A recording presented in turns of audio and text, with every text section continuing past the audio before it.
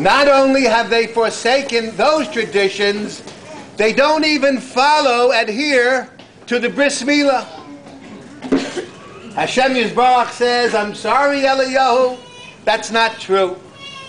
The Jewish people still perform Bris Milahs. And because you unjustly accused my Jewish people, I'm going to appoint you as a Malach HaBris, the angel of circumcision. And so therefore Eliyahu HaNavi comes to every bris. That's why we say Baruch haba, blessed be he who cometh. But the Baruch haba also alludes to Elijah the prophet. Baruch haba is gematria. Bet is how much? 2. Let's go haba. Haba. Hey is 5. Bet is 2. And the aleph comes to 8. So hine ba Eliyahu. Haba. Hine ba Eliyahu. Which alludes to the 8-day-old child. But Eliyahu HaNavi says, look, Hashem Yisbarach, I got a problem with that. I don't mind complying with your wishes, but maybe the father of the baby isn't the Shomer Shabbos. Maybe he's a sinner even. Don't worry, Eliyahu. Because of you, I'll forgive the father on the day of the bris. Baruch Hashem. But what about the sandik? Don't worry, the sandik will also be forgiven. But what about there might be some people who are present who aren't so-so? Don't worry, says Hashem Yisbarach. Whoever comes to the bris, I promise you all their sins will be forgiven on that day. So first of all, I have to thank Dr. Levine and his lovely wife, the grandparents, to inviting us, because today my sins are forgiven. Thank you. The other item of importance is a little message to David and Claire. We say that when the baby is brought into the bris, we say a special sentence. Kishem shenichnas labris, ken yikones l'Torah l'chub l'masim tovim.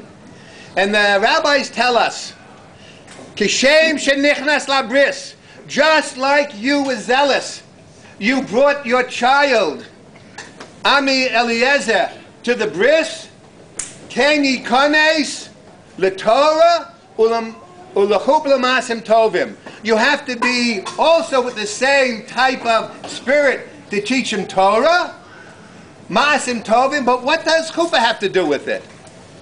And the answer is, it's your responsibility to make certain he gets a good shidduch and he's able to relate to his wife in the way a proper husband should. It's a very important lesson. I'd like to, for a moment, just tell you something about Dr. Levine and his family. I was a young rabbi in those days, over 40 years ago, and I was privileged to come to Waterville, Maine. And of all the wonderful people that lived there, Louis Lester Levine, Dr. Levine's father, was an outstanding individual. Not only was he a brilliant attorney, a lawyer, successful businessman, he was a wonderful person. He made certain that he would be present at every minyan.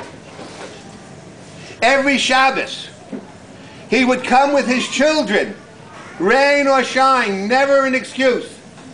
You never had the opportunity to say no to your father. You had to come. That's the way it was. He was extremely good to the rabbis, always giving them a little something for the holidays. Every time he had a yurtzeit, he helped make the rabbi's stay in Waterville, Maine, a pleasant one. We had in the Aron HaKodesh several Sifrei Torahs.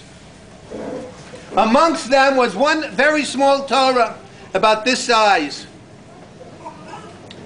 And Dr. Levine's father, Louis Lester Levine, tells a story how his mother, Olav HaShalom, took this Torah, placed it under her skirt, and came from Lithuania to America with that Torah, hiding it so it shouldn't be taken away from her. That Torah is still in the Aron HaKodesh in Waterville, Maine.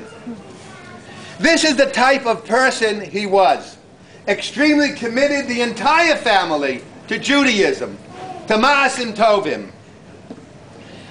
And so, I'd like to give a bracha to Ami Eliezer, that the grandparents, Dr. Robert and Toby, and David and Claire, should have a lot of nachas besides the parents.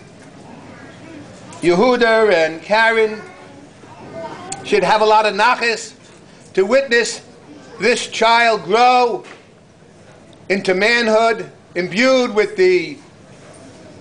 our faith, with the principles of Judaism, and be a credit to Kalal Yisrael. Mazel Tov. And one other thing, please you to say with me the special bracha, Shana Haba Od Echad. God willing, next year another one.